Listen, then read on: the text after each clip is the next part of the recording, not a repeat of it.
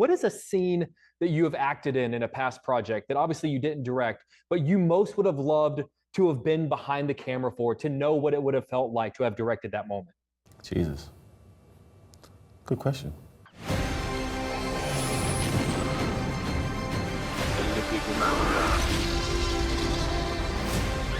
Where we're going, we don't need roads. Daniel, I want to start with you, and I'd love to go back to one of your earlier projects, one of my favorite, which was your brilliant episode of Black Mirror, because both that episode and this film, I think in a really cool way, sort of use a dystopian future society to say a lot about the world that we're living in today. So I'm just sort of curious, as a storyteller, why do you think the future is such a great vessel to tell stories about what's going on right now? I think you could be more honest, and what they say, hide the medicine in the food. You feel me? And I think that's what we was aspiring to. We wanted to. I think the great thing about cinema is you can escape. We want the audience to escape and then learn things about their lives through that escapism. For sure. And, Kane, it goes without saying, in addition to being a brilliant actor, you've obviously had an amazing career in music. And while they are completely different fields and different arts and different vessels for creativity, I was wondering if there was any kind of a surprising constant or a similarity or like a through line between the two that surprised you between both filmmaking and making music.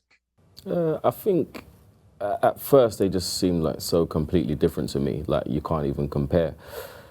But now I just feel like with all forms of storytelling, it is just about being as honest as you can be, and trying your best to tell the truth. And I try to not leave that side of me as an artist at the door. Say like leave your ego at the door. You got to be someone else, and you got to take on this character. But don't leave your ideas at the door, and all you've learned through years in making music. So it was great to work with Daniel and just be able to just speak and have ideas and bring stuff to the table. So one can inform the other.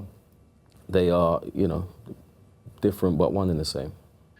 Daniel, obviously, now that you have experience behind the camera and you know what it takes to craft a moment, a scene from the perspective of a storyteller, I'm sort of curious, what is a scene that you have acted in a past project that obviously you didn't direct, but you most would have loved to have been behind the camera for, to know what it would have felt like to have directed that moment?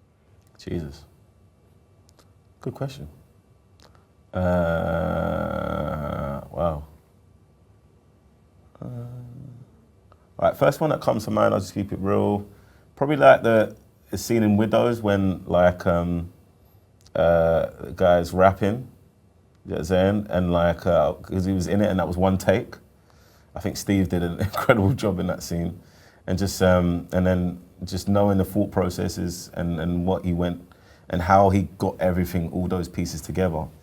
I just would have loved to have seen the conversations that led up to it and during it, and how he honed it when he didn't have a lot of time. And there was a lot of factors that he had to get right in order to get that one take. So that would have been interesting to be a fly on the wall for that. Well, I'm so glad you brought up Widows, which is a masterpiece. Obviously, you have a great history with our city in Chicago. And what I think is interesting, one of the taglines for this film is that every town has a kitchen. And since you have spent some time here in Chicago, I don't know if you ever heard, we have an area of town that was super gentrified called Cabrini Green. And that area was where they filmed. It was a huge plot point in the movie Candyman. So I was just wondering if you could just sort of expand on this idea of the kitchen being universal. And I am sort of curious if in your time that you spent here in the city of Chicago for multiple films, if you ever heard of Cabrini Green and the idea of we also in a way had our own kitchen. No, I haven't heard of that, but I've got family in Chicago, so I spent some time there when I was 16. And I did feel that kind of like, I think it's an attitude, it's a point of view.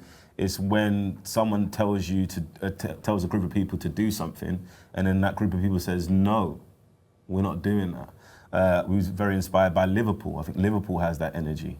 That's in England. I think I find that when I'm in New York, I see that energy. There was a lot of Venezuela in this film. There's a lot of Paris in this film. There's a lot of Spike Lee in this film in New York. I mean, there's a lot of elements that I've seen around. There's a lot of a lot of the inspiration of Training Day, that story, that police story that's from that community is inspired by the kitchen. Do you know what I'm saying? It's like, so yeah, we wanted it to be global, do you know what I mean? And have elements of everywhere, do you know what I'm saying? And there's an East African, Eastern European underworld that we researched a lot of Estonia. And we wanted to bring all these elements together so it can feel universal, but keeping it very specific to London. I think that's a testament to the film that like it could be set anywhere, but we all feel like it's set in our city, which I think is fantastic. Guys, they're giving me the wrap. I got 1,000 more questions I wish I could ask you, but thank you for continuing to make amazing projects, which makes my life easy because I am able to come up with so many questions that I wish I could ask you. So thank you for taking the time. Thank you, man. Appreciate that.